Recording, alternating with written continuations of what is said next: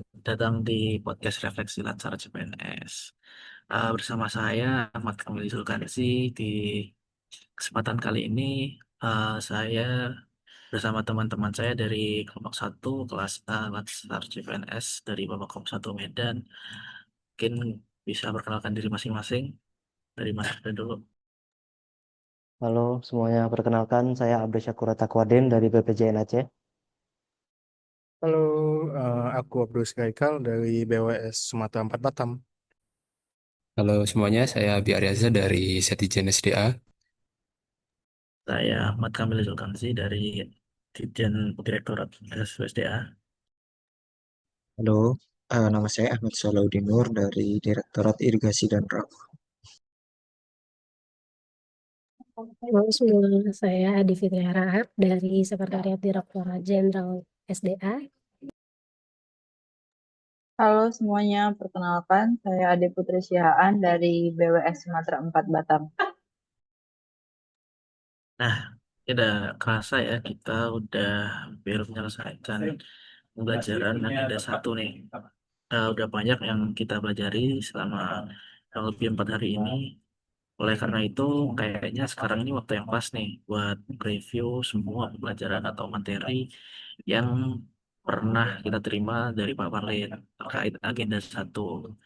Seperti biasa, mungkin kita undang ya teman-teman dari kelompok 1 untuk menceritakan pengalaman pribadi mereka. Kita coba mulai dari Mas Abda. Silakan Mas.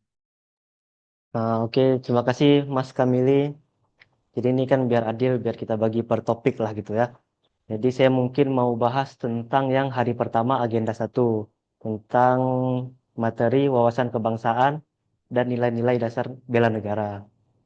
Jadi kan wawasan kebangsaan ini kan kalau bagi saya dia itu bukan sekedar teori gitu. Jadi ini lebih kepada cara pandang kita dalam sosial, dalam berkehidupan di bernegara lah gitu intinya. Jadi kan Indonesia ini kan bukan hanya tempat tinggal, tapi tanah air kita. Tanah kita dibesarkan, tanah kita menimba ilmu. Jadi wawasan kebangsaan ini mengajarkan kita bahwa di tengah-tengah perbedaan suku, budaya, agama, dan lainnya, kita harus tetap dalam satu satu semangat gitu, satu semangat Bhinneka Tunggal Ika. Jadi kita ini kan para calon ASN atau CPNS lah, calon pegawai negeri sipil. eh, Wawasan kebangsaan ini menjadi pondasi dalam bersikap. Contohnya itu kita dituntut untuk menjunjung tinggi nilai-nilai Pancasila. Lalu ada taat terhadap konstitusi, menjaga keutuhan NKRI, dan juga menghargai keberagaman yang ada. Karena yang kita tahu kan Indonesia ini beragam lah intinya. Dengan 17.000 pulau, budaya juga pasti berbeda-beda.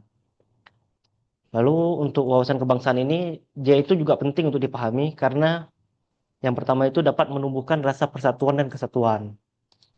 Lalu dia juga menjadi landasan dalam bersikap dan bertindak, baik dalam kehidupan di lingkungan kerja, di lingkungan sosial, di lingkungan sekitar tempat kita tinggal. Lalu dia juga untuk menumbuhkan jiwa nasionalisme. Jadi walaupun kita berbeda-beda tadi, tapi kita itu tetap sebagai warga negara Indonesia gitu. Dan juga ini menjadi pondasi etika untuk kita sebagai aparatur negara, sebagai ya kita kan sudah diangkat lah sebagai CPNS. Maka ke depannya kita kan juga pasti akan menjadi ASN gitu kan, aparatur sipil negara. Lalu juga untuk meningkatkan kesiapsiagaan terhadap ancaman disintegrasi. Ancaman-ancaman yang menjadi faktor pemecah belah kita lah. Baik ancaman dari luar maupun ancaman dari dalam. Mungkin kan para pendahulu kita, para pejuang-pejuang dahulu, mereka lah yang telah membantu kita untuk menghilangkan ancaman-ancaman dari luar. Penjajahan lah, kolonialisme lah, gitu-gitu. Sekarang kan tugas kita itu untuk menjaga, untuk melawan ancaman-ancaman yang dari internal, yang dari diri kita sendiri. Yang misalnya kan penyebaran-penyebaran isu yang tidak benar, yang emang fungsinya itu untuk memecah belah kita. Mungkin dari saya tentang wawasan kebangsaan, itu aja sih Mas. Baik, terima kasih Mas Abda. Tadi udah jelasin ya sama Mas Abda ya tentang wawasan kebangsaan. Apa aja sih? Apa sih wawasan kebangsaan itu? Fungsinya buat apa? Dan kenapa kita butuh tadi ya? Jadi jelaskan semua sama Mas Abda. Selanjutnya kita lanjut ke Mas Abdul nih. Mau cerita apa nih Mas Abdul? Makasih Mas untuk kesempatannya. Mungkin saya ingin melanjutkan sih kalau tadi kan tentang kita bicara tentang wawasan kebangsaan. Nah, tapi kita juga tidak perlu lupa dengan ada wawasan kebangsaan, kita harus bisa untuk apa namanya membela negara kita juga. Jadi kita nggak hanya tahu ilmu tentang kebangsaan, tapi juga harus bisa membela negara kita di saat dibutuhkan. Nah, pada waktu kita laksa ini, kita juga mendapat ilmu nih tentang namanya bela negara ataupun kesiapsiagaan bela negara, yang dimana maksudnya itu suatu kondisi, suatu kondisi, suatu waktu yang dimana yang apa namanya kita tahu selalu siap siaga. Nah, baik mau itu siap fisik, mental, sosial maupun atau apapun itu dan menghadapi situasi kerja yang beragam gitu. Terutama bagi kita CPNS bukan, pasti akan ada-ada aja itu nanti tuh. Nah, kita yang kita lakuin berdasar kebulatan sikap sama tekad kita, dan kita harus ikhlas melakukannya dan sadar untuk berkorban gitu. Sepenuh jiwa raga kita dilandasi kecintaan kita terhadap NKRI yang berdasarkan Pancasila sama UUD 1945. Nah, nah untuk mulai bela negara kita harus tahu nih dasar-dasarnya itu seperti apa. Nah, ya, ada lima nih nilai dasar dari bela negara. Itu yang pertama itu ada cinta tanah air, sadar berbangsa dan bernegara, setia pada Pancasila sebagai ideologi negara, rela berkorban untuk bangsa dan negara, dan terakhir itu kemampuan awal untuk bela negara seperti itu. Nah, saya juga setuju dengan pendapat Mas Abdas sebelumnya tentang bagaimana kita harus hmm, konsisten nih menjaga empat konsensus empat konsensus dasar negara ini seperti Pancasila, UUD 45, NKRI, Bhinneka Tunggal Ika, sehingga tidak terjadinya disorientasi, distrust, disobedience maupun disintegrasi seperti itu. Nah, kalaupun kita sebagai CPNS gitu kan, terutama di zaman yang sangat modern ini, tidak ada salahnya kita menggunakan teknologi-teknologi yang terbarukan sehingga kita dapat menyebarkannya pesan-pesan toleransi, kerukunan, sehingga ya empat konsensus dasar tadi itu bisa kita perkuat lagi, bisa kita sebarkan lebih luas lagi sehingga cakupannya tidak hanya kita-kita sebagai CPNS saja seperti itu, Mas. Saya kembalikan Mas Kamili. Ya, terima kasih Mas Abdul. Cukup lengkap tadi ya juga dari Mas Abdul tentang kesiapsiagaan bela negara, mulai dari persiapan fisik, mental ya Mas ya. Juga Ya, betul. meskipun juga tadi kompetensi dasar bela negara, terus juga yang penting juga konsensus dasar tadi itu juga sama Mas Abdul Ya, nih. ya, betul Terima sekali, kasih Mas Mas. Abdul. Mungkin kita lanjut lah ke siapa ya? Ke Mas Abi. Silakan Mas Abi. Oke, baik. Jadi di sini saya bakal lanjutin ya. Tadi yang disebutin sama Bang Abda sama Bang Abdul ya. Kalau mereka membahas hari pertama, kita masuk hari kedua itu membahas tentang analisis isu kontemporer. Jadi ya, kalau isu kontemporer sendiri berarti isu-isu yang memang sifatnya terkini gitu ya. Jadi memang kita sebagai ASN, apalagi wujud tombak pemerintahan gitu ya, kita harus melihat nih potensi-potensi AGHT atau kepanjangannya ancaman, gangguan, hambatan, dan tantangan yang berpotensi ke NKRI. Memang kalau dari slide itu ada beberapa ya dibagi menjadi kurang lebih 9 ya. Kayak narkoba, terorisme atau radikalisme, konflik kepentingan, money laundry, proxy war, maskom, kemudian COVID-19 juga nih. Dan juga tentu saja yang paling kita benci adalah korupsi gitu ya. Nah, mungkin kita bahas satu persatu dulu ya, yang sempat dibahas isu kontemporer. eh Dimulai dari ketahanan nasional. Mungkin kalau secara singkat, memang kita indeks ketahanan nasionalnya itu masih cukup tangguh. Tapi bahkan di beberapa aspek, terutama di ideologi ya, itu masih terhitung kurang tangguh gitu ya. Nah, itu kan menjadi tantangan juga tuh bagi kita, bagaimana supaya kita bisa mencapai indeks ketahanan nasional tangguh atau kalau bisa pun sangat tangguh ya kayak gitu. Kemudian masuk ke multipolarisasi kekuatan global ya yang kita tahu kan baru-baru ini gitu kan ada persaingan kekuatan. Kita mulai dari kekuatan ekonomi antara AS dan Cina gitu ya. Ada ketegangan lah di antara Asia Pasifik kayak gitu. Kemudian selain adanya persaingan ekonomi, kemudian kita juga ada sengketa Laut Cina Selatan yang ini juga berpotensi ya terhadap keutuhan NKRI juga. Kemudian potensial masalah ini perbatasan di NKRI ya karena kan negara kita bentuk kepulauan ya yang juga dipisahkan oleh laut gitu. Jadi ini juga menjadi masalah di NKRI. Bahkan kalau dari surveinya Global Initiative Against Transnational Organized Crime tahun 2023, itu kita mencapai ranking 6 terburuk gitu dari 152 negara yang di ranking kayak gitu.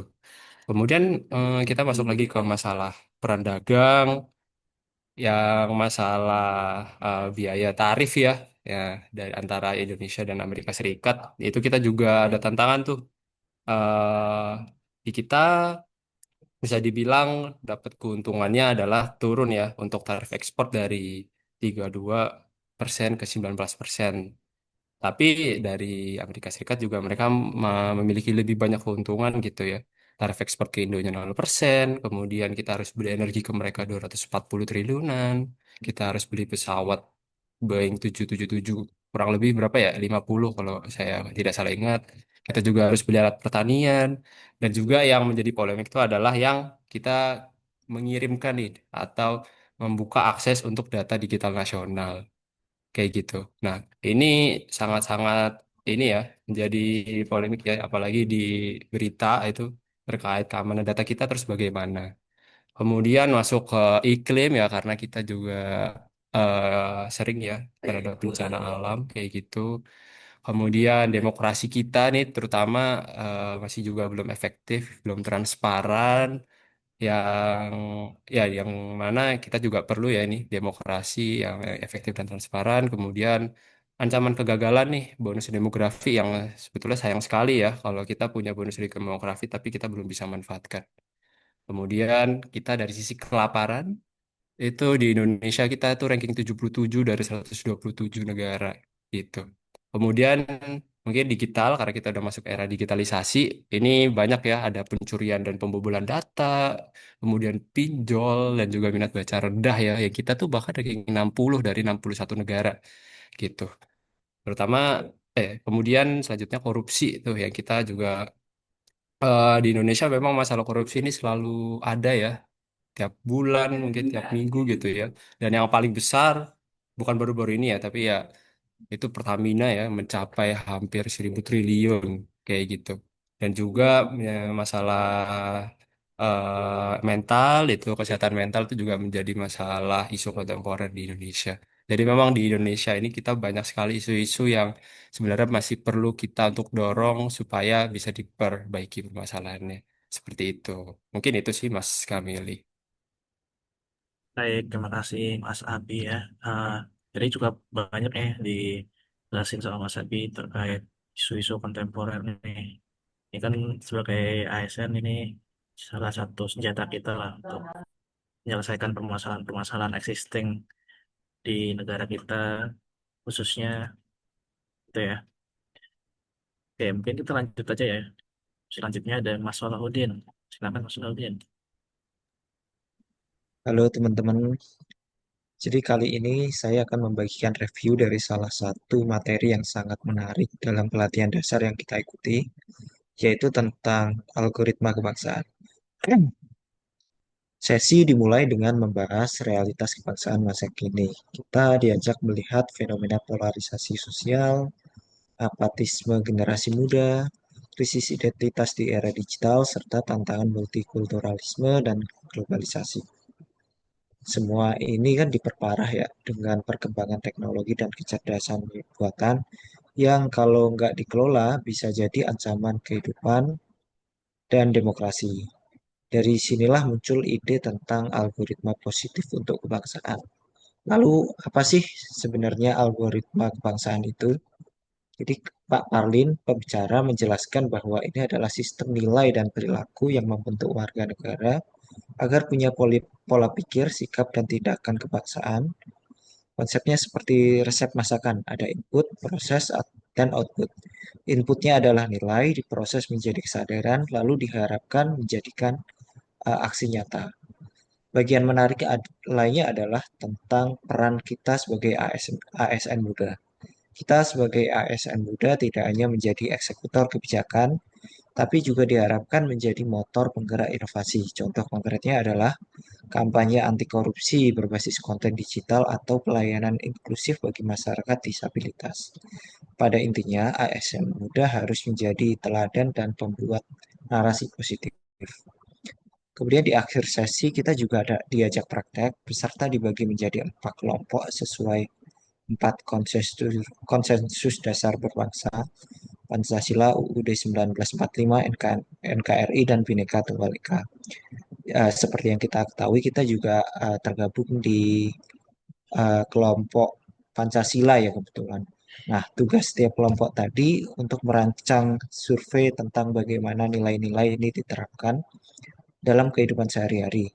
Survei ini kemudian akan kita olah, dibuat infografis, dan akan dipresentasikan pada pertemuan terakhir yang mana itu insya Allah akan dilaksanakan besok ya.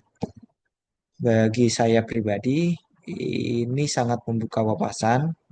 Saya jadi paham bahwa di era digital seperti saat ini itu kita harus jadi ikut mengisi ruang media dengan konten positif, nggak hanya cuma pasif atau bahkan mengisi dengan hal-hal yang negatif. Jadi melalui sesi ini kita belajar bahwa perubahan bangsa dimulai dari diri kita sendiri. Itulah review tentang sesi pembinaan sikap perilaku atau algoritma kebangsaan melalui konsep algoritma kebangsaan yang tadi kita sudah bahas. Semoga bermanfaat. Saya kembalikan ke Mas Kamil. Baik, terima kasih Mas Salahuddin ya. Cukup jelas tadi dari Mas Salahuddin ya tentang algoritma kebangsaan. Jadi khususnya ini sih, apa sih peran kita sebagai ASN untuk ini ya, ikut andil di situ. Tadi jelasin juga udah sampai kemarin kalau kita dikasih tugas itu juga ya sama Pak Marlin. Mungkin kita lanjut aja. Selanjutnya ada Mbak Ade Fitria. Silakan Mbak. Baik, terima kasih Mas Kamil atas waktunya. Jadi saya di sini kedapatan buat review materi tentang rencana aksi bela negara. Jadi beberapa kali kita juga udah karena ini tugas buat bikin rencana aksi bela negara. Kalau dari awal nih kan kita sekarang ini latsar lagi di metode pembelajaran jarak jauh ya atau distance learning, di mana pembelajaran ini tujuannya untuk membekali para peserta dengan pemahaman wawasan kebangsaan melalui pemaknaan terhadap nilai-nilai bela negara sehingga peserta ini memiliki kemampuan untuk menunjukkan sikap perilaku bela negaranya dengan suatu kesiapsiagaan yang mencerminkan sehat jasmani dan juga mental dalam menghadapi isu kontemporer dalam menjalankan tugas jabatan sebagai nantinya menjadi PNS profesional untuk melayani masyarakat. Di mana kalau dalam agenda pertama ini kita kan ada 3 materi, yaitu ada wawasan kebangsaan dan nilai bela negara, ada analisis isu kontemporer, dan juga kesiapsiagaan bela negara. Nah, seluruh mata pelajaran ini dirancangnya itu untuk mencapai tujuan kurikulum dalam agenda sikap perilaku bela negara. Jadi ini sebenarnya khususnya akan memberikan penekanan pada kemampuan praktik. Nah, jadi kalau untuk semua materi itu kan kita dari awal itu ada penugasan membaca modul, lalu ada pengayaannya, lalu sekarang kita lagi ada penguatan melalui tatap muka secara Zoom, dan juga setiap harinya ada penugasan melalui learning journal seperti itu.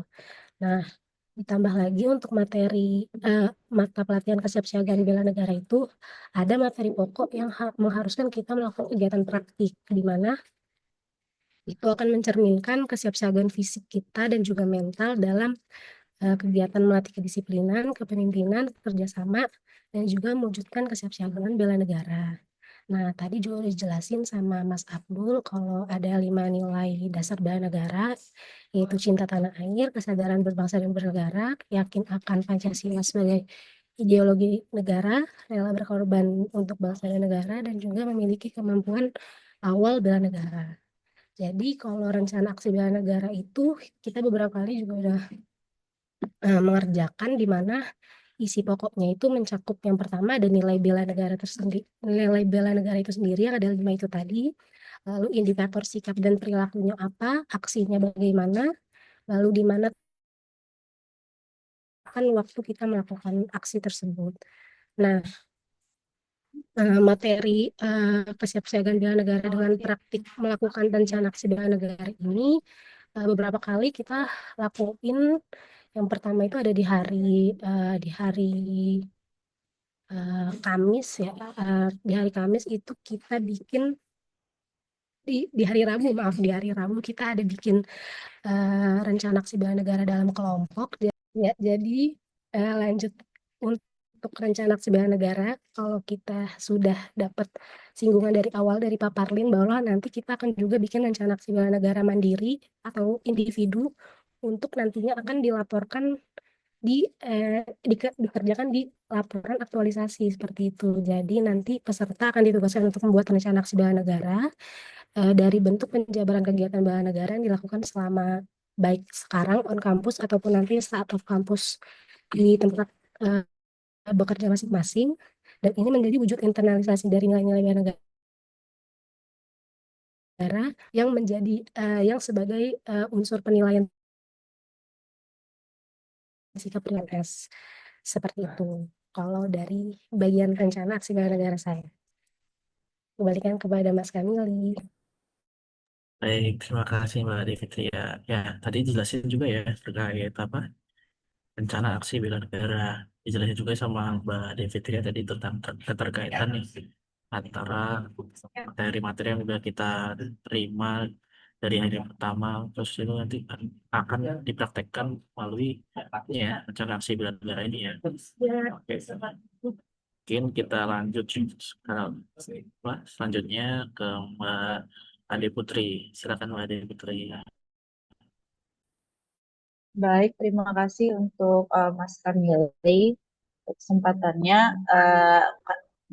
Saya akan menjelaskan nih apa yang kita pelajari untuk hari terakhir, yaitu hari ini. Mana tadi kita belajar tentang teknik analisis isu dengan kemampuan berpikir kritis. Yang mana dalam kita menyelesaikan isu ini terdapat 4 tahapan. Yang pertama itu adalah tahap identifikasi dan deskripsi isu. Lalu yang kedua ada tahapan memilah atau menapis isu. Yang ketiga ada mendalami atau analisis isu. Dan yang terakhir, yang keempat adalah alternatif penyelesaian isu. Di mana tahapan penyelesaian isu ini adalah langkah yang bakal nanti kita gunakan dalam menyusun aktualisasi kita sendiri. Untuk tahap identifikasi dan deskripsi isu sendiri, dia mempunyai 3 kunci. Tadi dijelasin itu ada yang pertama tentang environmental scanning, lalu ada problem solving, dan yang ketiga ada analytic thinking. Nah, apa sih identifikasi isu itu? Identifikasi itu adalah kepekaan dan kepedulian seseorang terhadap tuntutan dan atau kondisi lingkungannya. Nanti kita akan menggunakan yang tadi environmental scanning itu, sehingga kita mampu mengkaji gap atau kesenjangan antara kondisi yang seharusnya dengan yang nyata terjadi. Lalu apa deskripsi isu? Deskripsi isu itu tadi dijelaskan bahwa dia itu berisi kondisi masalah untuk saat ini, lalu ada dampaknya, dampak jika masalah itu tidak diselesaikan, lalu ada juga para pihak yang terlibat. Selain itu, deskripsi isu ini juga terdiri dari lingkup isu, bisa dari instansi, masyarakat, maupun skala yang lebih besar lagi, skala nasional.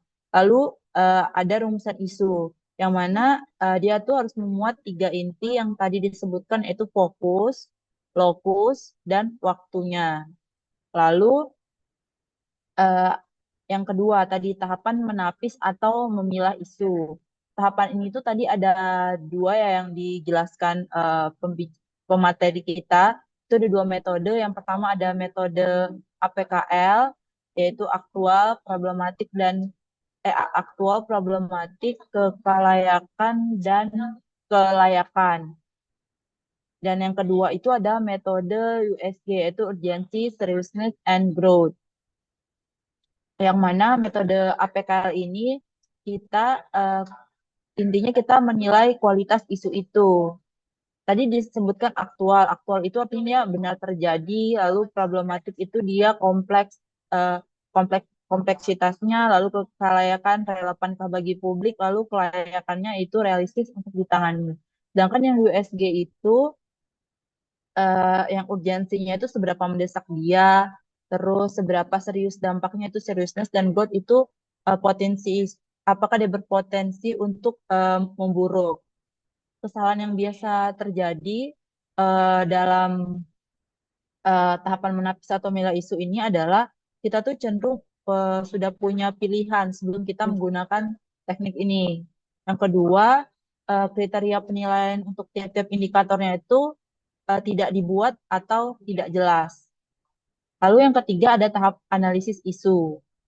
Tadi dijelaskan itu ada beberapa sih, tapi yang saya ingat itu ada yang fishbone diagram, ada yang family tree, sama ada yang 5Y. Kalau yang fishbone itu dia tuh kayak ada bentuk tadi kepala ikan yang itu tuh artinya yang dia itu merupakan pernyataan akibat atau permasalahan terpilih dari hasil penapisan isu. Lalu kalau tulang-tulangnya itu ngegambarin menggambarkan penyebab-penyebab yang mengakibatkan permasalahan terpilih yang dimaksud. Nah, kemudian dalam metode yang fishbone diagram itu ada 3 kategori kalau nggak salah, ada yang kategori 6M, 8P, dan kategori yang 5S. Untuk pemilihannya mungkin kita bisa mencocokkan ya kira-kira yang mana yang akan kita pakai. Lalu tadi ada metode yang family tree, di mana kita ada akibat, lalu kita cari permasalahannya, baru kita cari penyebab-penyebabnya, mungkin berakar-akar lagi hingga kita bisa dapatkan akar masalahnya. Lalu ada yang 5Y analisis itu tuh teknik tanya jawab yang menyelidiki hubungan sebab akibat yang jadi akar dari suatu permasalahan. Lalu yang terakhir nih adalah alternatif penyelesaian. Ada dua, kalau nggak salah tuh gap analisis sama eh, MC Namara kalau nggak salah. Nah, di gap analisis ini itu metode untuk mengidentifikasi perbedaan antara kondisi saat ini dan kondisi ideal yang kita harapkan. Nah, langkah-langkahnya itu kita tentukan dulu kondisi idealnya, lalu yang kedua kita identifikasikan kondisi aktualnya, baru yang ketiga kita identifikasi gapnya, baru kita analisis penyebab gapnya apa, baru kita tentukan solusinya. Untuk teknik ini tuh kelebihannya dia tuh fokus pada perbaikan yang nyata, serta dia praktis dan bisa kita gunakan dalam berbagai konteks. Terakhir itu adalah yang tapisan MC Namara. Nah, ini itu adalah metode untuk menilai dan memilih alternatif solusi berdasarkan beberapa kriteria yang bisa kita ukur secara kuantitatif. Yang mana nanti kita akan memberi ada kriteria penilaiannya itu eh, efektivitas, kemudahan, sama biaya. Nah, di akhir kita akan berikan skor untuk masing-masing solusi itu sendiri, yang mana nanti jumlah skor yang tertinggi itu akan dianggap sebagai solusi yang paling layak untuk kita terapkan. Kelebihannya itu dia objektif, karena dia tadi gunain angka, karena dia kuantitatif ya, dan yang kedua dia membantu untuk membuat keputusan yang mungkin lebih rasional. Mungkin itu aja Mas yang bisa saya sampaikan untuk materi pembelajaran hari ini. Kembalikan ke Mas Kamil. Oke, terima kasih Mbak Edi Putri. Betul sekali tadi ya penjelasannya tentang analisis risiko, yang mulai dari metode-metodenya ya sampai cara menghitung untuk hasil akhirnya ya. Eh, Banyak sekali ya teman-teman yang kita pelajari dalam kegiatan agenda satu ini. Eh, Selama 4 hari ini itulah yang akan menjadi bekal kita ke depannya sebagai ASN. Nah, tapi kan pembelajaran kita nggak berhenti di sini ya. Masih banyak hal dan ilmu yang bisa kita serap ke depannya. Karena belajar itu kan nggak akan berhenti sampai mati gitu ya. Terima kasih sudah mendengarkan podcast hari ini. Mungkin sampai jumpa di kesempatan selanjutnya. Terima kasih.